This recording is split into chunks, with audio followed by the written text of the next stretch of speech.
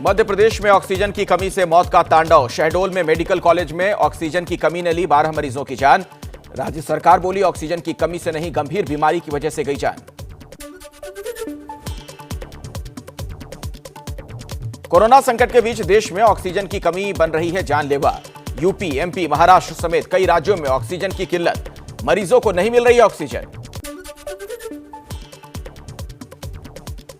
दिल्ली में मरीज बढ़ने की वजह से ऑक्सीजन की कमी हुई। दिल्ली के मंत्री मनीष सिसोदिया ने केंद्र सरकार से ऑक्सीजन की सप्लाई बढ़ाने की मांग की।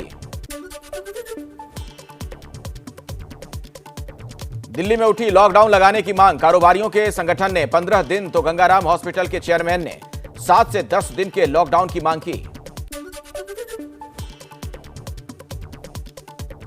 दिल्ली में केजरीवाल सरकार ने 4 एयरलाइंस के खिलाफ एफआईआर दर्ज कराई। महाराष्ट्र से आने वाले यात्रियों की कोरोना रिपोर्ट नहीं चेक करने पर इंडिगो, विस्तारा, स्पाइस जेट और एयर एशिया के खिलाफ केस दर्ज। कोरोना के कहर के बीच दिल्ली का बुरा हाल। एलएनजेपी अस्पताल में स्कूटी पर मरीज कर रहे हैं इलाज का इंतजार। ऑक्सीजन की किल्लत को लेकर केजरीवाल ने प्रधानमंत्री को लिखी चिट्ठी।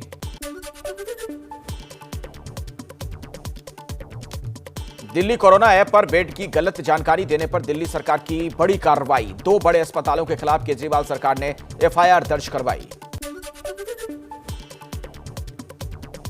जेईई मेंस देने वाले छात्रों के लिए बड़ी खबर है। कोरोना के बढ़ते प्रकोप की वजह से जेईई मेंस की परीक्षा टली। शिक्षा मंत्री रमेश पोखरियाल ने दी जानकारी। देश में कोरोना का मौत का तांडव जारी है। पहली बार एक दिन में 2.5 लाख से ज्यादा नए केस आए। 2,61,000 नए मामले और 1,500 लोगों की मौत हुई। दिल्ली में फिर टूटा कोरोना का रिकॉर्ड। एक दिन में 24,375 मरीज सामने आए। 167 मरीजों की गई जान। एक्टिव केस 69,000 के करीब। यूपी में एक दिन में कोरोना के 27,357 नए मरीज सामने आए। 120 लोगों की मौत। लखनऊ में सबसे ज्यादा 5,913 कोरोना मरीज मिले।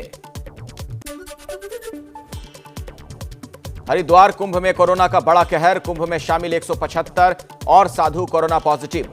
अब तक 229 साधु कोरोना संक्रमित हो चुके हैं। यूपी में कोरोना का जानलेवा कोहराम। गाजियाबाद में कोरोना संक्रमित शवों के अंतिम संस्कार के लिए लंबी लाइन लग गई। घंटों करना पड़ रहा है इंतजार। उत्तर प्रदेश में आज पूरी तरीके से लॉकडाउन है। 15 मई तक यूपी में हर रविवार को रहेगी तालाबंदी। जरूरी सेवाओं को छोड़कर सभी बाजार, दफ्तर रहेंगे बंद। यूपी में दिखी लॉकडाउन की सख्ती। नोएडा, लखनऊ, वाराणसी से आई तस्वीरें। पुलिस सड़कों पर कर रही है कड़ाई। बेवजह घूमने वालों पर एक्शन भी हो रहा है।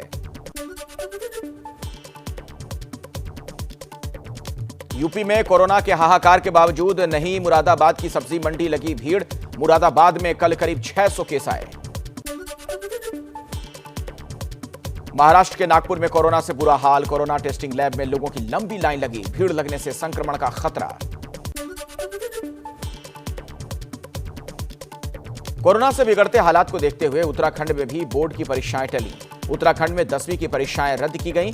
12वीं की परीक्षा टाली गई। नोएडा में सेक्टर 18 के गुरुद्वारे में पेश की गई नई नजीर। नोएडा में जो लोग कोरोना से संक्रमित हैं और अकेले हैं, उनके लिए घर तक खाना पहुंचा रहा है गुरुद्वारा।